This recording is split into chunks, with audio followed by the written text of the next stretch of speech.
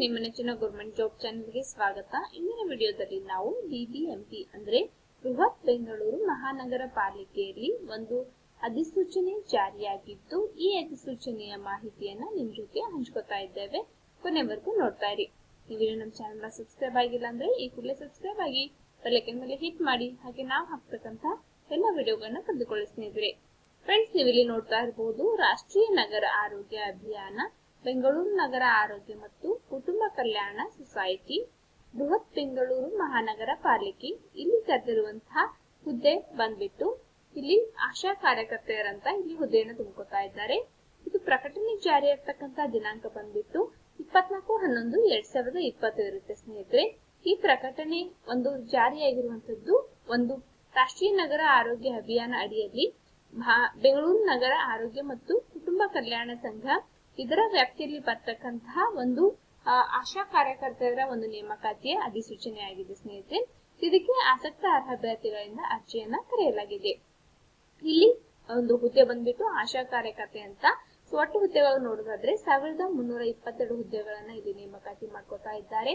So ವಿದ್ಯಾರ್ಥಿಗಳ ಒಂದು ವಿದ್ಯಾರ್ಥಿ ಬಂದ್ಬಿಟ್ಟು 8th ಪಾಸ್ ಆಗಿರ್ಬೇಕು. ಜೊತೆಗೆ ಒಂದು ವಿವಾಹಿತ ಮಹಿಳೆಯರಿಗೆ ಇಲ್ಲಿ ತುಂಬಿಕೊತಾ ಇದ್ದಾರೆ ಸ್ನೇಹಿತರೆ. ಜೊತೆಗೆ ಇವರಿಗೆ ವೇತನ ಅಥವಾ ಪ್ರೋತ್ಸಾಹ ಧನವನ್ನ ನೋಡೋದಾದ್ರೆ ಅವರ ಕಾರ್ಯದ ಒಂದು ವೈಖರಿಯ ಆಧಾರದ ಮೇಲೆ ಪ್ರೋತ್ಸಾಹ ಧನವನ್ನ ಅವರು ನಿಗದಿ ಮಾಡಲಾಗ್ತದೆ ಅಂತ ಹೇಳಿದ್ದಾರೆ ಸ್ನೇಹಿತರೆ. ಇದ್ರ ಜೊತೆಗೆ ಒಂದು ಮಾನದಂಡ ಬಂದ್ಬಿಟ್ಟು ವಯೋಮಿತಿ ಅಭ್ಯರ್ಥಿಗಳಿಗೆ ಕನಿಷ್ಠ 25 ವರ್ಷ ಆಗಿರ್ಬೇಕು, ಗರಿಷ್ಠ 45 ವರ್ಷ ವಯೋಮಿತಿಯನ್ನ ಅವರು ಕಾಯ್ದಿರಿಸಲಾಗಿದೆ. ಅಂದ್ರೆ ಕನಿಷ್ಠ 25 ತುಂಬಿರ್ಬೇಕು, 45ಕ್ಕಿಂತ ಹೆಚ್ಚಾಗಿರಬಾರದು ಅಂತ ಅವರು ಹೇಳಿದ್ದಾರೆ ಸ್ನೇಹಿತರೆ. ಜೊತೆಗೆ ಇಲ್ಲಿ ಅಭ್ಯರ್ಥಿಗಳಿಗೆ ಅಂದ್ರೆ ಸ್ಥಳೀಯ ಅಭ್ಯರ್ಥಿಗಳಿಗೆ ಪ್ರಾಧಾನ್ಯತೆಯನ್ನ ನೀಡಲಾಗುತ್ತೆ. ಜೊತೆಗೆ ಅಭ್ಯರ್ಥಿಗಳ ಒಂದು ಸ್ಥಳೀಯ ಭಾಷಾ ಜ್ಞಾನವನ್ನ ಹೊಂದಿರಬೇಕು ಅಂತ ಹೇಳಿದ್ದಾರೆ. ಇದು ಕಡ್ಡಾಯವಾದ ಒಂದು ಮಾನದಂಡ ಆಗೈತಿ. ಅಂದ್ರೆ ನಿಮಗೆ ಕನ್ನಡದ ಮೇಲೆ ಒಂದು ಭಾಷಾ ಜ್ಞಾನ ಹೊಂದಿರಬೇಕು ಅಂತ ಕೇಳಿದ್ದಾರೆ. ಇನ್ನು ಇದನ್ನ ಅಪ್ಲಿಕೇಶನ್ ಹಾಕ್ಲಿಕ್ಕೆ ನೀವು ಇಚ್ಛೆ ಪಟ್ಟಲ್ಲಿ ಅಥವಾ ನೀವು ಅರ್ಹರಾಗಿದ್ದಲ್ಲಿ ಅಂತಹ ಅಭ್ಯರ್ಥಿಗಳೇನಾಗಿರ್ಬೇಕಂದ್ರೆ ನೀವು ಮೂಲ ದಾಖಲಾತಿಗಳೊಂದಿಗೆ ತಮ್ಮ ಸಮೀಪದ ಅಂದ್ರೆ ತಮ್ಮ ವ್ಯಾಪ್ತಿಯಲ್ಲಿ ಬರ್ತಕ್ಕಂತ ಬೃಹತ್ ಬೆಂಗಳೂರು ಮಹಾನಗರ ಪಾಲಿಕೆಯ ನಗರ ಪ್ರಾಥಮಿಕ ಆರೋಗ್ಯ ಕೇಂದ್ರದ ವೈದ್ಯಾಧಿಕಾರಿಗಳನ್ನ ನೀವು ಸಂಪರ್ಕ ಮಾಡಬೇಕು. ಅಲ್ಲಿ ಸಂಪರ್ಕಿಸಿ ಅರ್ಜಿಯನ್ನ ಸಲ್ಲಿಸಬೇಕು. ತದನಂತರದಲ್ಲಿ ದಾಖಲಾತಿಗಳನ್ನ ನೀವು ಅಪ್ಲಿಕೇಶನ್ ಹಾಕಿದ ನಂತರದಲ್ಲಿ ನಿಮ್ಗೆ ದಾಖಲಾತಿಗಳ ಒಂದು ಪರಿಶೀಲನೆಗೋಸ್ಕರ ನಿಮ್ಮನ್ನ ಕರೆ ಮಾಡಲಾಗ್ತದೆ. ಅಂದ್ರೆ ನಿಮ್ಮ ಡಾಕ್ಯುಮೆಂಟ್ ವೆರಿಫಿಕೇಶನ್ ಕಾಲ್ ಮಾಡ್ತಾರೆ.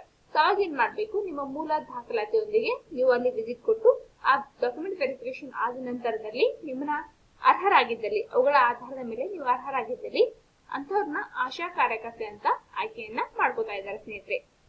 ಇದಕ್ಕೆ ಇನ್ನ ಹೆಚ್ಚಿನ ಮಾಹಿತಿ ನಿಮಗೆ ಬೇಕಾಗಿತ್ತಂತಂದ್ರ ನೀವು ಇಲ್ಲಿ ಕಾಲ್ ಕೂಡ ಮಾಡಬಹುದು. ಒಂದು ದೂರವಾಣಿ ಸಂಖ್ಯೆಯನ್ನು ನೀಡಿದ್ದಾರೆ, ಜೊತೆಗೆ ಮೇಲ್ ಐಡಿ ಕೂಡ ನೀಡಿದ್ದಾರೆ. ಇದಕ್ಕೆ ಕಾಲ್ ಮಾಡ್ಬಿಟ್ಟು ಅಥವಾ ಮೇಲ್ ಮಾಡ್ಬಿಟ್ಟು ನೀವು ಹೆಚ್ಚಿನ ಮಾಹಿತಿಯನ್ನ ಪಡ್ಕೊಬಹುದು ಸ್ನೇಹಿತರೆ. ಸೊ ಇದು ಬಂದ್ಬಿಟ್ಟು ಬಿಬಿಎಂಪಿಯಲ್ಲಿ ಕಲಿತಿರ್ತಕ್ಕಂತಹ ಒಂದು ಆಶಾ ಕಾರ್ಯಕರ್ತೆಯರ ಒಂದು ನೇಮಕಾತಿಯ ಕುರಿತಾದಂತ ಮಾಹಿತಿ ಸ್ನೇಹಿತರೆ.